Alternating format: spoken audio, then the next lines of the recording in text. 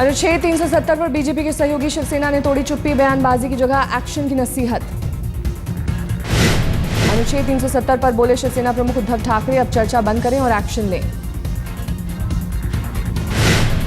अब इसके ऊपर ये चर्चा कम होनी चाहिए, बंद होनी चाहिए। जो भी करना है हमें करना चाहिए।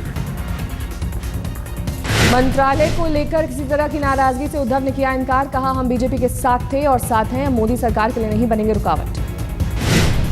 उद्धव का कबूलनामा, मंत्रालय को लेकर प्रधानमंत्री मोदी से हुई बात, सकारात्मक बातचीत रहने पर अनंत गीते से कहा पदभार संभाले, आगे देखेंगे क्या हो सकता है।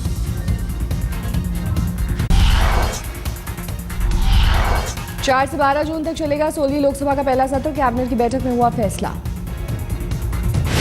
4 और 5 जून को नए सांसदों को दिलाई जाएगी शपथ, 6 जून को नए स्पीकर का हो गया चयन। साउथ ब्लॉक में हुई कैबिनेट की दूसरी बैठक, मोदी की अध्यक्षता में लिया गया फैसला। सरकार की तय की गई 10 प्राथमिकताएं, सुशासन, डिलीवरी और अमल की नीति पर काम करेगी सरकार। कैबिनेट बैठक में मोदी का निर्देश, अपने अपने मंत्रालयों के लिए 100 दिन का एजेंडा बनाए मंत्री। वेंकैया नायडू ने कैबिनेट के फैसलों को मीडिया से किया साझा, मंत्रालयों के पेंडिंग काम को जल्द निपटाने को लेकर कैबिनेट में हुआ फैसला। मंत्रियों से प्रधानमंत्री मोदी ने कहा राज्यों को भी प्राथमिकता दें, सांसदों की मांगों पर करें विचार। मोदी ने कैबिनेट मंत्रियों से कहा राज्य मंत्रियों को भी साथ लेकर चले मंत्री। कैबिनेट की बैठक में नहीं तय हुई बजट की तारीख, वेंकैया नायडू ने कहा उस पर अभी नहीं किया गया कोई फैसला। वेंकैया नायडू ने पिछली सरकार के मंत्रियों से की अपील, जल्द खाली कर रहे सरकारी आवास। शैक्षिक योग्यता को लेकर उठे सवाल पर मानव संसाधन मंत्री स्मृति ईरानी का बयान, कहा काम से मेरा ध्यान हटाने की कोशिश कर रही है कांग्रेस। 60 देशों के बाद अब दुनिया की महाशक्ति अमेरिका से शुरू हुई दोस्ताना बातचीत, अमेरिकी विदेश मंत्री जॉन केरी ने विदेश मंत्री सुषमा स्वराज से की बात।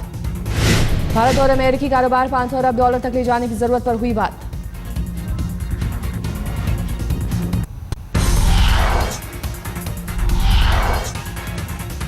प्रधानमंत्री नरेंद्र मोदी ने की चीन के प्रधानमंत्री ली केखियांग से बात, चीन के पीएम ने मोदी को दी जीत की बधाई। फोन पर हुई दोनों देशों के प्रमुखों की बात, केखियांग ने भारत के साथ मजबूत भागीदारी की जताई इच्छा। प्रधानमंत्री नरेंद्र मोदी ने चीन के साथ सामरिक और सहकारिता भागीदारी के लिए पूरी क्षमता के इस्तेमाल का दिलाया भरोसा।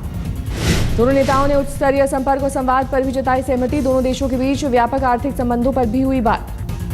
चीन के राष्ट्रपति जिनपिंग को प्रधानमंत्री मोदी ने दिया भारत आने का न्योता, इस साल के अंत में भारत आ सकते हैं चीनी राष्ट्रपति।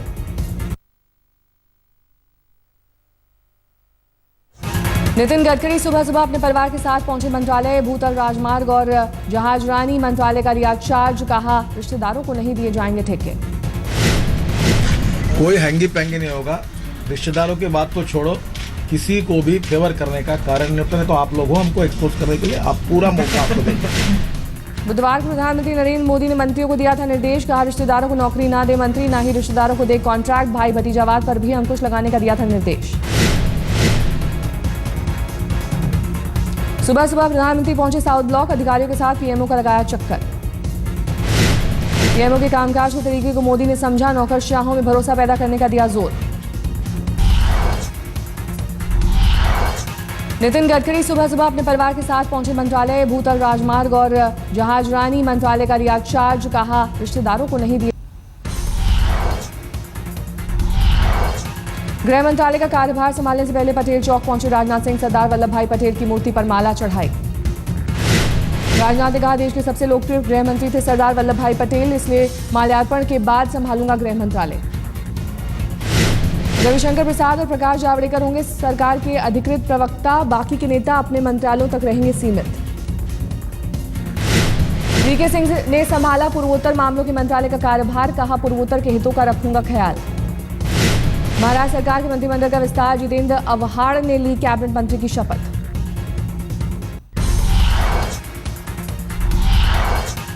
नियम बदलकर पूर्व ट्राई अध्यक्ष नृपेंद्र मिश्रा बने पीएम के प्रिंसिपल सेक्रेटरी, अध्यादेश लाकर मोदी सरकार ने की नियुक्ति। नृपेंद्र मिश्रा को प्रिंसिपल सेक्रेटरी बनाए जाने का कांग्रेस ने किया विरोध, कहा क्यों जल्दबाजी में लाया गया। नृपेंद्र मिश्रा की नियुक्ति को वेंकैया नायडू ने बताया जायज, कहा योग्यता के आधार पर हुई नियुक्ति, इसमें सफाई देने की जरूरत नहीं। सुप्रीम कोर्ट के वरिष्ठ वकील मुकुल रोहतगी देश के नए अटॉर्नी जनरल नियुक्त, बीजेपी सरकार के साथ दूसरी पारी। इनको इन चुनौतियों को फेस करना होता है। अगर आदमी ऑनेस्टली काम करे, अपने डिसीजन ले, चाहे वो गलत हो चाहे वो सही हो, कोर्ट के सामने रखे, कोर्ट उसका फैसला करे। तो ये तो एक वकील की ज़िंदगी में चुनौतियाँ रोज़ ही आती हैं।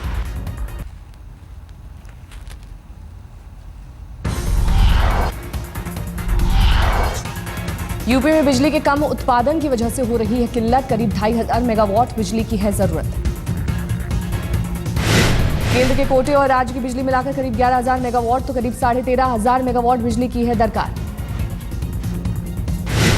यूपी के सीएम अखिलेश यादव का बयान, जल्द ही बिजली का उत्पादन होगा ठीक। संकल्प लिया है और चुनाव के दौरान भी मैंने इस बात को कहा कि 2016 से गांव में 18 घंटे और शहरों में 22 से लेकर के 24 घंटे बिजली उपलब्ध कराएगी समाजवादी पार्टी। आम चुनाव के बाद बड़े पावर कट से लोगों में बढ़ी चर्चाएं। चुनाव में हार का बदला ले रही है राज्य सरकार।